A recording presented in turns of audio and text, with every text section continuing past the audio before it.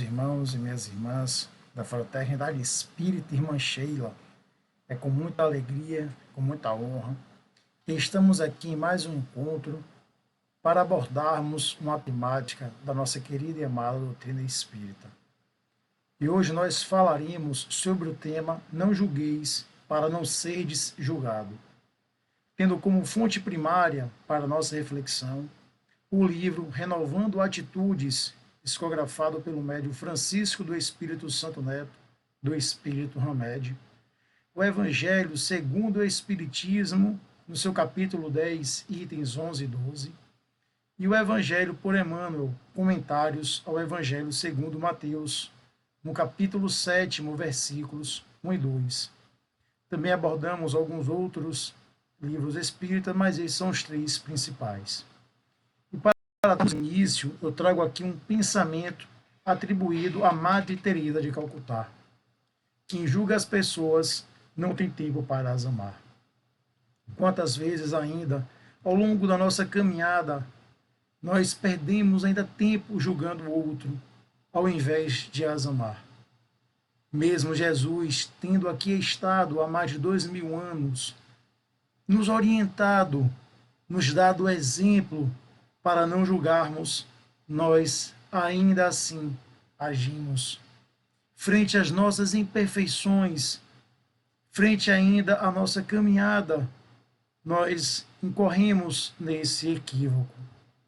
E logo no início do Evangelho segundo o Espiritismo, no capítulo Ora em Comento, Kardec inicia trazendo essa passagem do Evangelho de Mateus, no capítulo 7, versículos 1 e 2.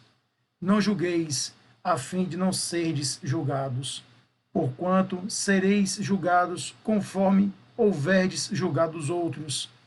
E pregar-se-á convosco a mesma medida de que vos tenhais servidos para com os outros. Uma passagem atribuída a Jesus, uma passagem que Jesus já nos disse, já nos alertou.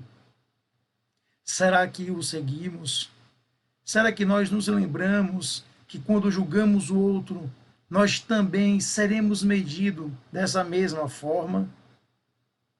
No Evangelho de João, no capítulo 8, versículos 3 a 11, também tem uma passagem da mulher adúltera, uma passagem muito conhecida, que diz que chegaram os doutores da lei e os fariseus, trazendo uma mulher que tinha sido cometendo adultério, tinha sido pega cometendo adultério.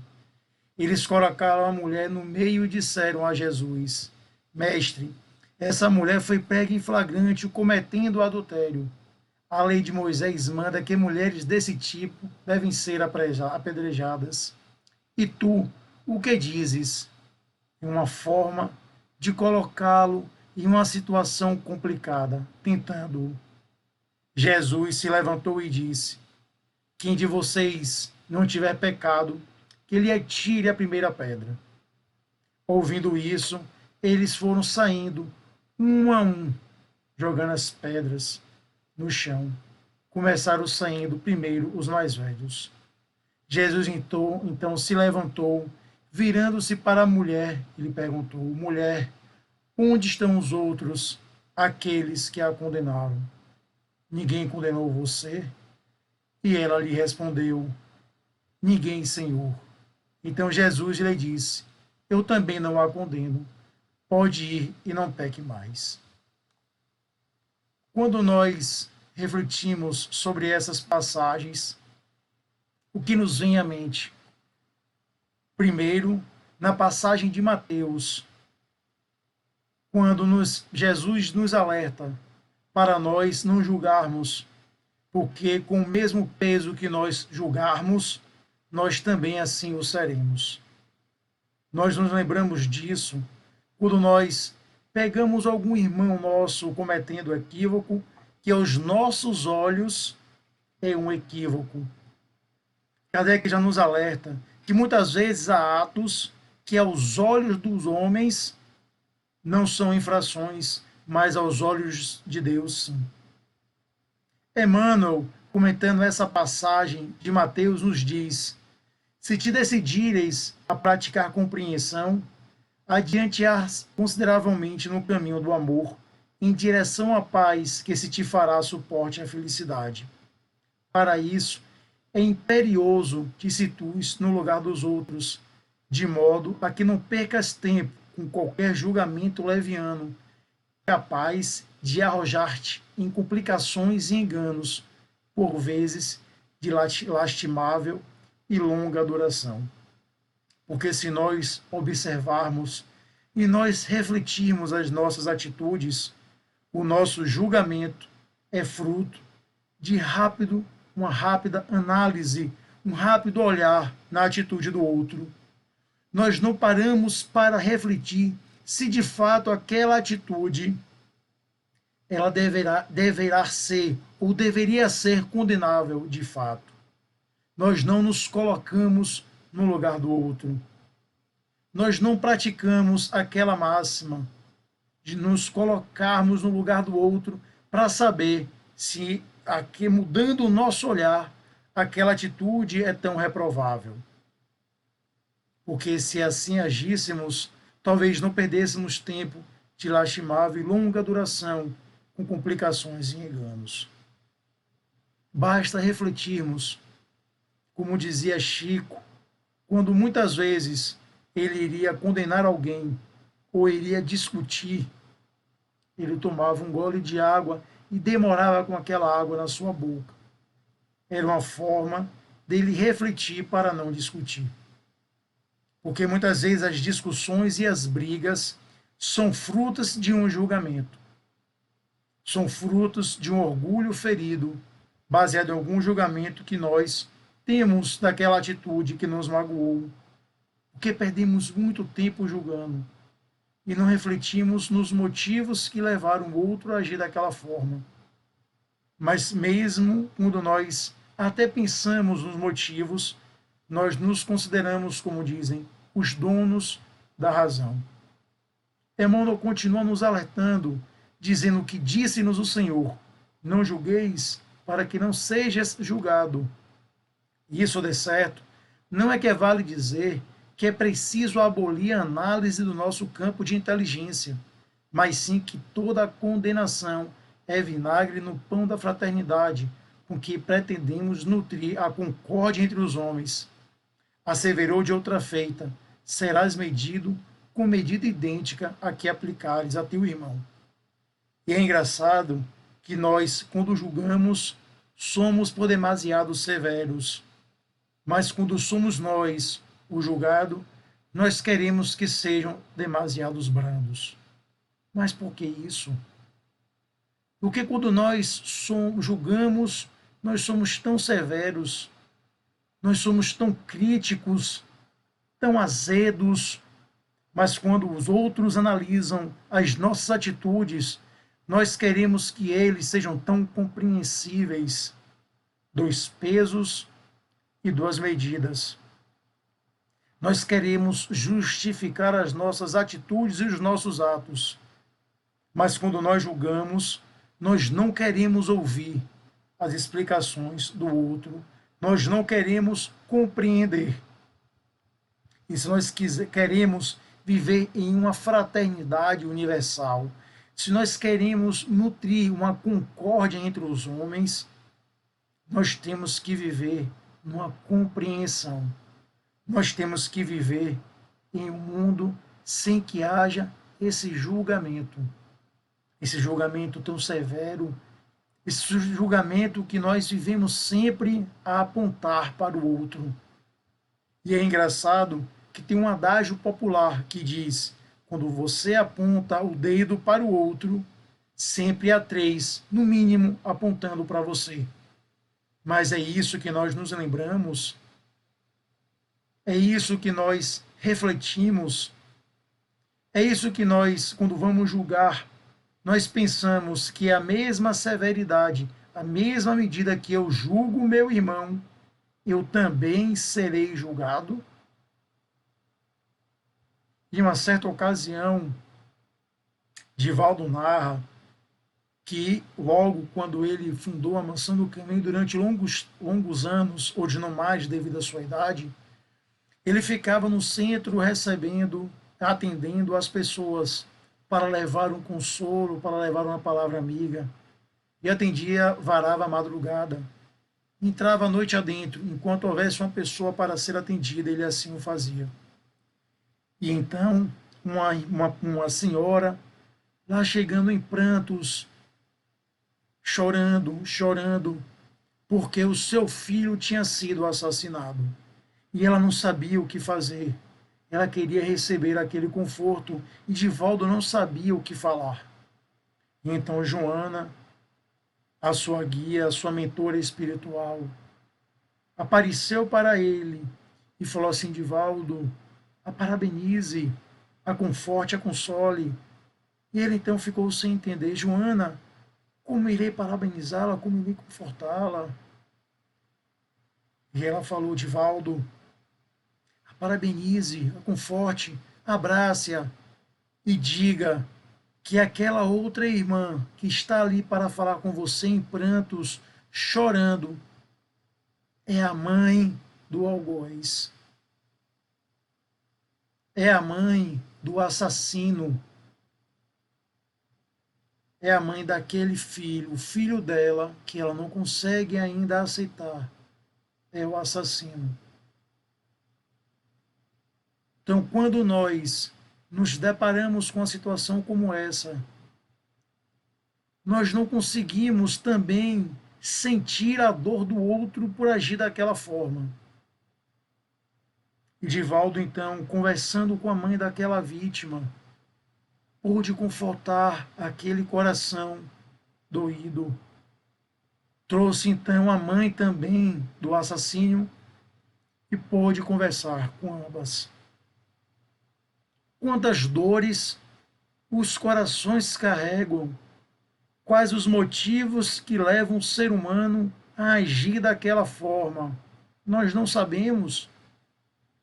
Quando nós conhecemos o Espiritismo, que traz a pluralidade das existências, que abre a nossa vista, que abre ao nosso conhecimento, que nós carregamos um pretérito, um passado, nós conseguimos ter uma imensidão de conhecimentos e de entendimento que nos fazem reflexionar, refletir, conhecer, para pelo menos saber que agimos de determinada forma porque temos uma bagagem. E é justamente isso que Hamed, no livro, no capítulo que ora comentamos, vai nos dizer que toda opinião ou juízo que desenvolvemos no presente está intimamente ligado a fatos antecedentes. Quase sempre, todos estamos vinculados a fatores de situações pretéritas que incluem atitudes de defesa, negações ou mesmo inúmeras distorções de certos aspectos importantes da vida. Ele continua nos esclarecendo, dizendo que tendências ou pensamentos julgadores estão sedimentados em nossa memória profunda, sendo subprodutos de uma série de conhecimentos que nós vamos adquirindo na nossa idade infantil e também através das vivências pregressas. Então, nossas vidas passadas, alimentadas na nossa idade infantil e ao longo da nossa encarnação do presente, vão formando o nosso arcabouço que hoje constitui o que nós somos. O que nós somos é produto de censuras, observações, admoestações, superstições, preconceitos, opiniões, informações e influências do meio, do que nós construímos em nosso íntimo, inclusive de instituições diversas, que acabam formando em nós um tipo de reservatório moral, que é uma coleção de regras e preceitos a ser rigorosamente cumpridos, do qual vamos nos servir para concluir e catalogar em nosso íntimo as atitudes que nós classificamos em boas ou más. Então, a partir do momento que nós catalogamos as atitudes em boas ou más, nós formamos o nosso juízo de valor e vamos julgar o nosso irmão, as atitudes dele, em atitudes boas ou ruins. Agora, o que é engraçado, quando somos nós e temos aquela mesma atitude, nós somos mais condescendentes conosco mesmo. Porque nós criamos mecanismos para justificar as nossas atitudes. Porque nós não aceitamos nos julgarmos com a mesma medida que julgamos o nosso irmão. Jung vai nos dizer que é aquela questão do espelho, que muitas vezes, porque nós não conseguimos reconhecer em nós determinados comportamentos, eu vejo em nosso irmão, eu vejo no próximo, eu vejo no outro. Então eu condeno com mais severidade, porque eu só consigo enxergar o que eu tenho,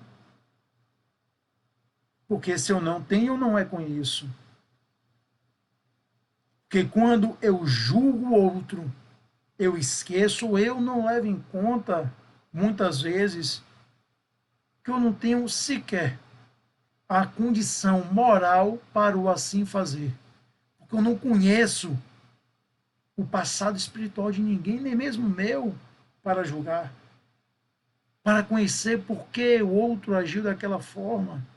Quais foram os motivos, qual foi o arcabouço que o outro tem para agir daquela determinada maneira, quais foram as atitudes, os motivos que o levaram a agir daquele jeito, porque o outro tem a sua história, como o Hamed diz.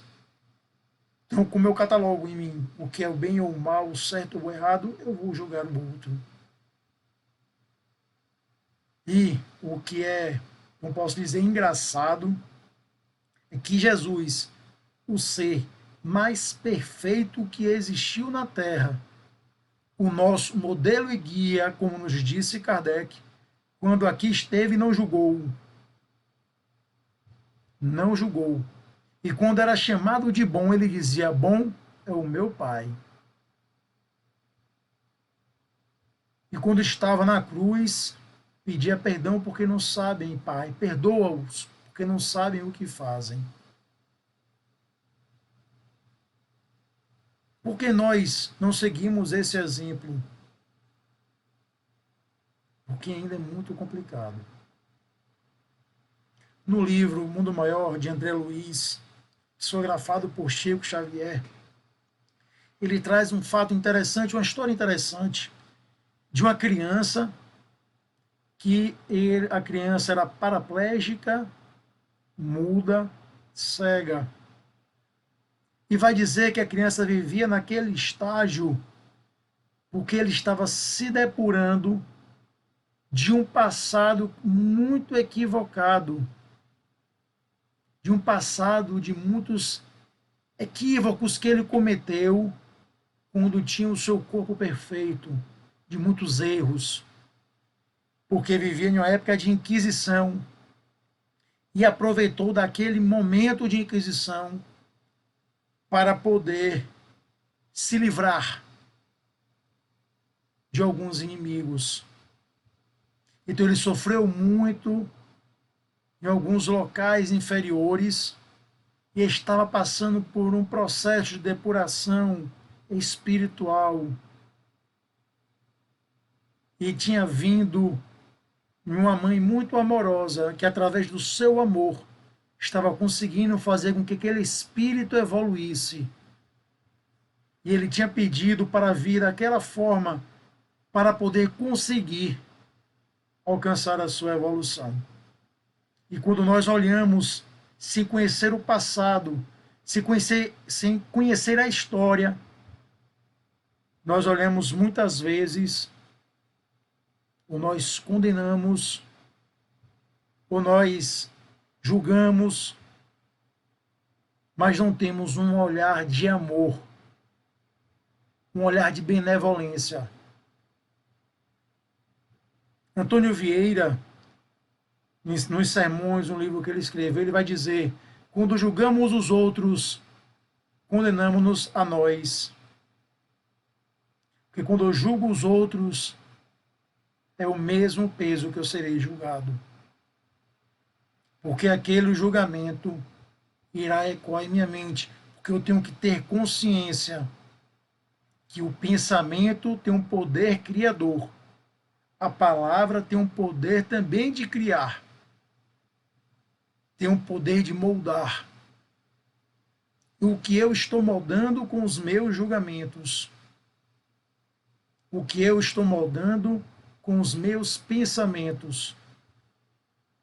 Eu perco tanto tempo julgando o outro que muitas vezes eu nem vivo. Eu não consigo muitas vezes nem conviver. Às vezes eu não quero nem compreender, porque eu só quero julgar. E quase sempre o julgamento vem pós-cedido de uma condenação. Porque não vem atrelada a um sentimento de ajuda. O julgamento vem atrelado a um sentimento de condenação. E o julgamento também, normalmente, ele vem acompanhado de um sentimento de querer maldizer o próximo para poder diminuí-lo. E é isso que nós estamos plantando ao nosso redor. Em muitos julgamentos mesquinhos, julgamos a nós mesmos na figura do outro, que é como se eu estivesse olhando a um espelho, reconhecendo no outro aquilo que eu tenho. Porque se eu não tenho, eu não reconheço. Como Jung já nos alertava. Hamed vai nos alertar que nossa condição ético-moral vai estar baseada na noção adquirida em nossas experiências domésticas, sociais e religiosas, das quais nós nos servimos para emitir as nossas opiniões ou nossos pontos de vistas, para que nós nos harmonizemos e resguardemos tudo aquilo que acreditamos como sendo as verdades absolutas. Ou seja, muitas vezes nós buscamos as nossas concepções éticas morais para podermos defender e proteger nossos valores sagrados. Em razão disso, os frequentes julgamentos que fazemos em relação às outras pessoas informam tudo aquilo que temos por dentro, explicando melhor, dizendo melhor, a forma e o material utilizados para sentenciar os outros residem dentro de nós.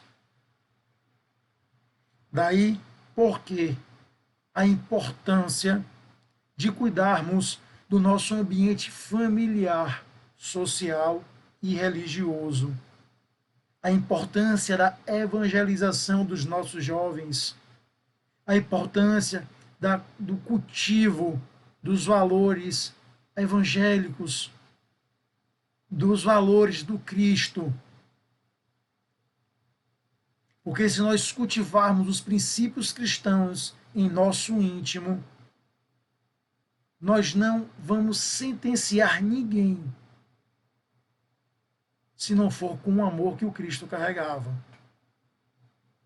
Porque quando nós sentenciamos o outro, nós estamos sentenciando com os produtos que carregamos dentro de nós. E como muitas vezes nós carregamos no mundo de hoje, muitas amarguras em nossos corações, nós carregamos pesos em nossos corações, é assim que nós acabamos descarregando no outro. E aí nós vemos brigas dentro do lar, entre amigos, crimes, violência, porque nós não conseguimos ter a compreensão do outro. Nós não conseguimos ter a tolerância com o outro. nós vemos, infelizmente, os, os, os índices de violência que têm acontecido, o nível de mesquinhez, de pequenez que tem acontecido. E André Luiz, no livro Ação e Reação, ele vai justamente basear esse livro nas consequências dos atos praticados, motivado por essas atitudes de julgamento baseado no orgulho, no egoísmo e o julgamento que não, se não isso. Melhor do que medir ou apontar o comportamento de alguém, seria tomarmos a decisão de visualizar bem fundo a nossa intimidade e nos perguntarmos onde está tudo isso em nós, nos esclarece Hamed. Os indivíduos podem ser considerados, nesses casos, excelente espelho no qual veremos quem somos realmente. E, ao mesmo tempo, teremos uma ótima oportunidade de nos transformar intimamente, pois estaremos analisando as características gerais de nossos conceitos e atitudes inadequadas. A esse respeito, Santo Agostinho, no Livro dos Espíritos, vai nos dar uma ótima receita, que ele dizia que fazia quando aqui estava. Todos os dias ao dormir, ele perqueria sua consciência e se questionava se fez todo o bem que podia e se evitou todo o mal que estava ao seu alcance. O autoconhecimento. Só que muitas vezes o autoconhecimento nós somos muito bons conosco mesmo. E aí nós, não, mas eu agi desse jeito, por isso, por aquilo, justificamos as nossas atitudes. Temos que ser sinceros, olhar no espelho, como o próprio Santo Agostinho nos diz, e se me colocar no lugar do outro, e se fosse eu recebendo essa minha atitude, como eu me sentiria? Como eu estaria? Muitas vezes lá no centro, onde eu atuo, onde eu sou voluntário, nos atendimentos que nós fazemos, nas mediúnicas, nós nos deparamos com situações desse tipo. Muitos espíritos querendo trazer uma mensagem de arrependimento por um julgamento que acabou gerando uma briga. E dessa briga houve uma separação. Um pai que não falava mais com o filho por um desentendimento, porque disse uma coisa em um momento de raiva. Um filho que por um orgulho se equivocou, se precipitou, disse algo para o seu irmão.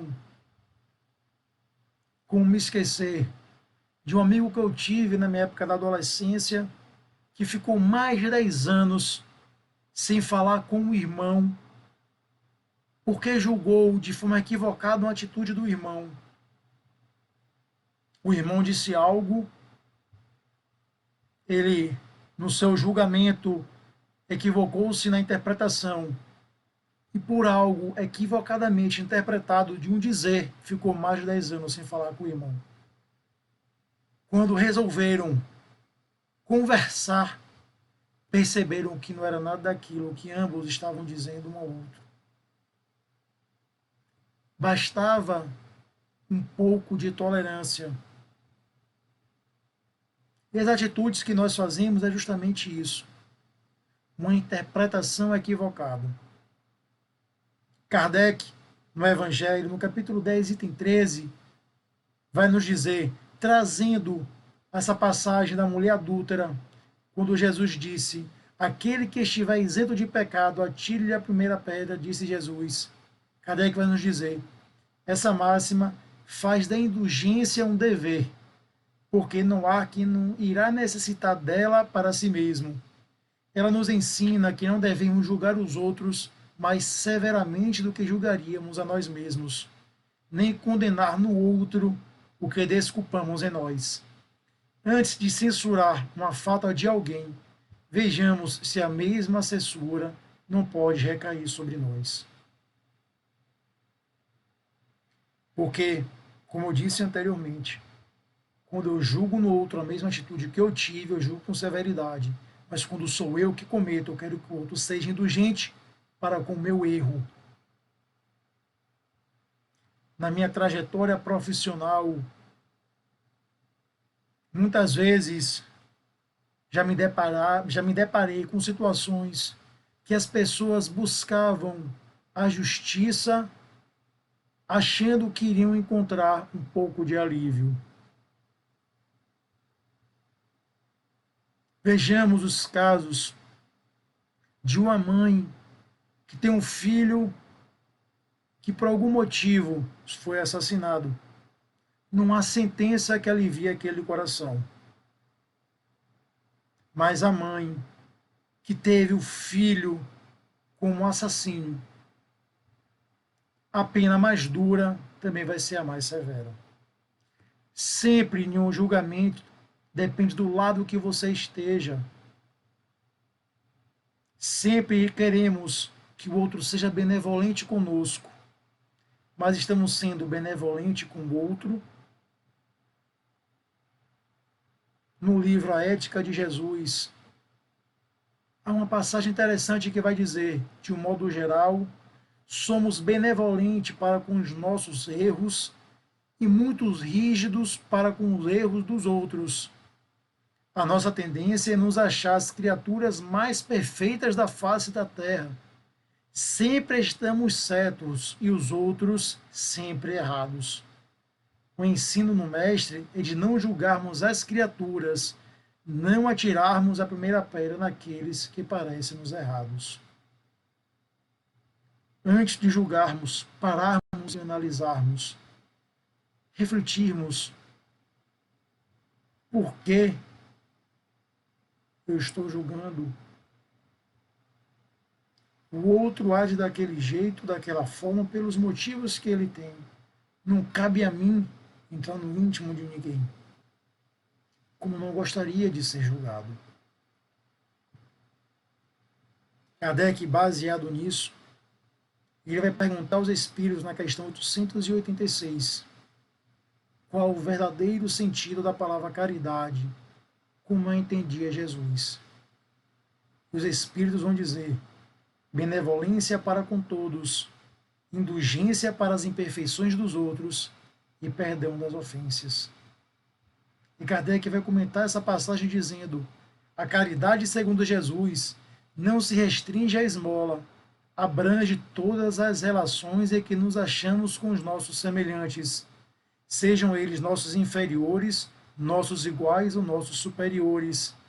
Ela nos prescreve a indulgência, porque de indulgência precisamos nós mesmos, e nos proíbe que nos humilhemos os desafortunados, contrariamente ao que se acostuma a fazer. Porque muitas vezes somos indulgentes para quem está acima ou no mesmo nível que a gente. Mas há aqueles que, quando se trata de um inferior seu, inferior em qualquer questão, seja inferior no trabalho, seja inferior na escala social, que é humilhar.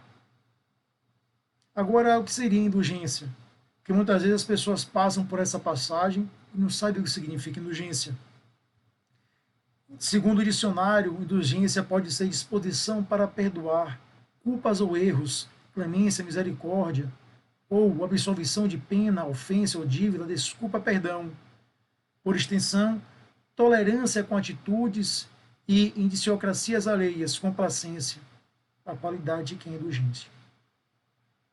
Temos que ser indulgentes para com as imperfeições dos outros e perdão das ofensas, porque assim é ser benevolente para com todos. A caridade moral. A caridade moral, que é a mais difícil das caridades, nos alertou Kardec. Porque a caridade moral é quando você passa por cima do seu orgulho e do seu egoísmo. E é complicado, muitas vezes, para algumas pessoas, devido ao orgulho, praticar a caridade moral para quem está abaixo. Porque as pessoas, ainda há aquelas que acham que o social, porque você está hierarquicamente superior, seja no trabalho, seja na escala social, você é superior de fato a alguém.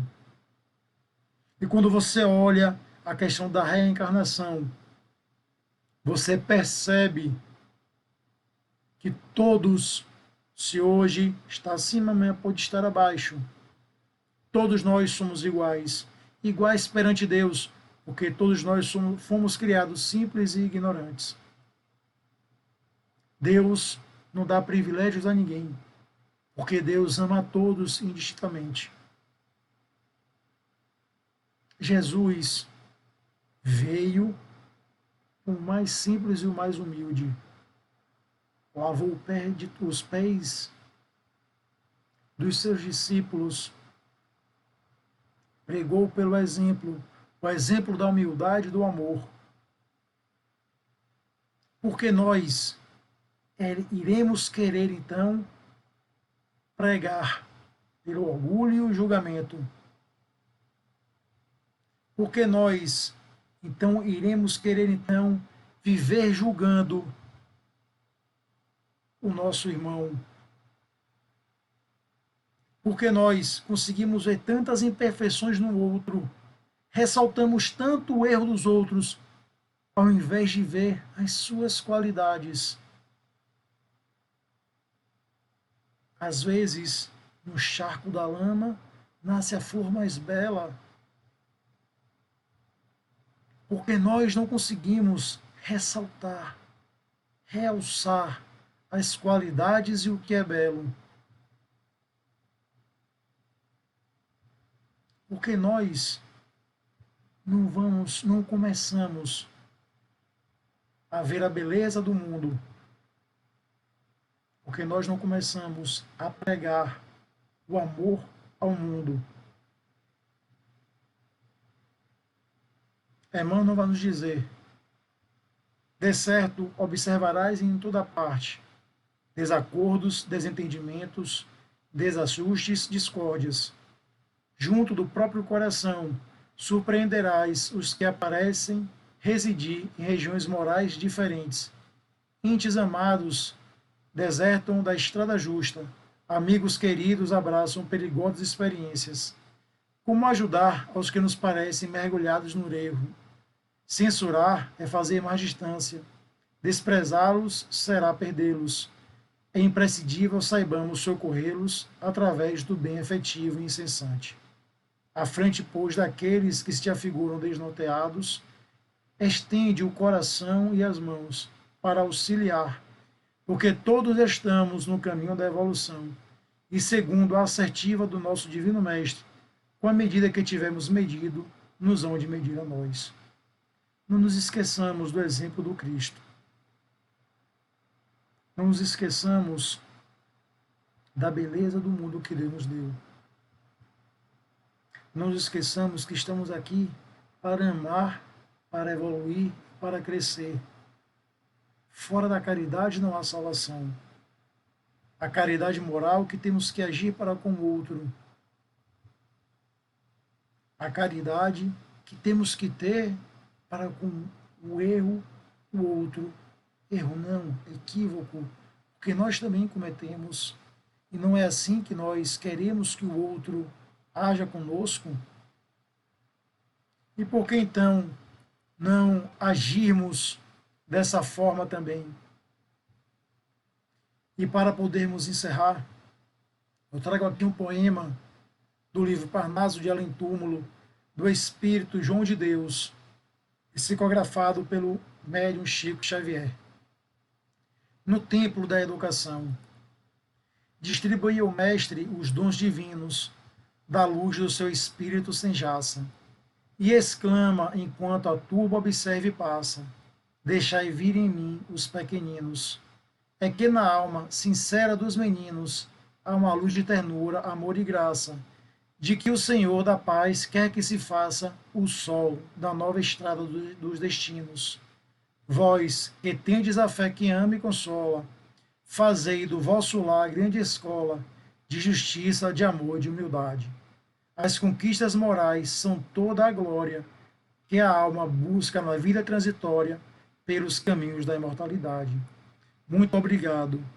Que Deus nos acompanhe, nos abençoe e nos console, hoje, agora e sempre.